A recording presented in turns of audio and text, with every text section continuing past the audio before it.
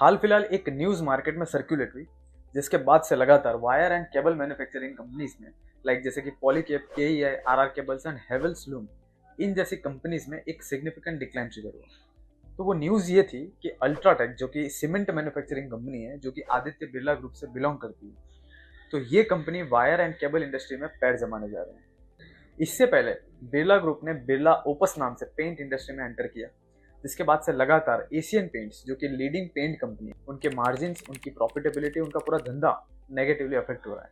एक बड़ा threat create कर दिया पेंट इंडस्ट्री में।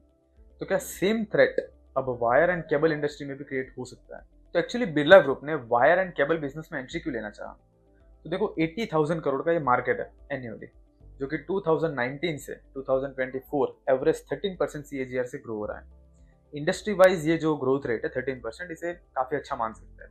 जिसका रीजन है जनरेशनल शिफ्ट। हर consumer facing industry unorganised market से कंप्लीटली ऑर्गेनाइज मार्केट की तरफ शिफ्ट हो रही है, and everything is going to electronics, electrics in future. जिसका जो प्रॉक्सी कंपोनेंट्स है वो है वायर्स एंड केबल्स, क्योंकि वायरिंग एंड केबलिंग तो होनी है हर इलेक्ट्रॉनिक्स में। दूसरी चीज, बिरला ग्रुप ने इस इंडस्ट्री में रिटर्न रेशियो को शायद एनालाइज किया है, जो कि काफी अच्छा है। पॉलीकेब में ROCE रेशियो 31% है, केईआई में 27% एंड आरआर केबल में 22% है। वहीं अल्ट्राटेक सीमेंट, जो कि इनका मेन बिजनेस है, उस जो कि मार्केट लीडर है, उसका रिटर्न ऑन कैपिटल एम्प्लॉयड 15% है। तो नो डाउट उस बिजनेस का अपना नेचर है एंड अपना एक पैटर्न है, बट कंपनी एक हाई मार्जिन बिजनेस में एंटर करना चाहती है, जो कि रेलेवेंट हो उनके ट्रेडिशनल बिजनेस से।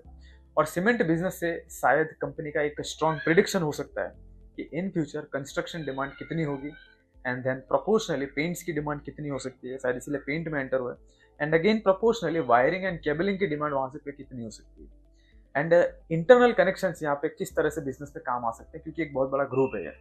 इसके बाद कंपनी के पास एक कॉम्पिटिटिव एज भी है, लाइक अल्ट्राटेक, जो कि हिंदाल्को इंडस्ट्रीज को भी ओन करता है, एंड हिंदाल्को का मेजर प्रोडक्शन है कॉपर एंड एल्यूमिनियम। तो जो कोर रॉ मटेरियल सप्लाई है वो इंटरनली ही रहेगी, with long term synergies and stabilities also. Third point है कि वायर एंड केबल इंडस्ट्री में रिलेटिवली कोई बहुत बड़ा ऐसा स्ट्रॉन्ग एंट्री बैरियर नहीं है, तो न्यू कमर्स इजीली एंटर हो सकता है। एंड बिरला जैसा जो बड़ा ग्रुप है, जो बड़ा कॉन्ग्लोमरेट है, उनके लिए थोड़ा काफी आसान हो जाता है। अब fourth reason, asset turnover ratio भी हो सकता है। जनरली जब आप एक डिटेल्ड कंपेरिजन करोगे इंडस्ट्री टू इंडस्ट्री, तो 2 times and more than 2 times asset turnover ratio ये काफी अच्छा कंसिडर किया जाता है। But wire and cable industry में ये रेशियो मिनिमम ही 2.1 टाइम्स है, जो कि पॉलीकैब के अंदर है।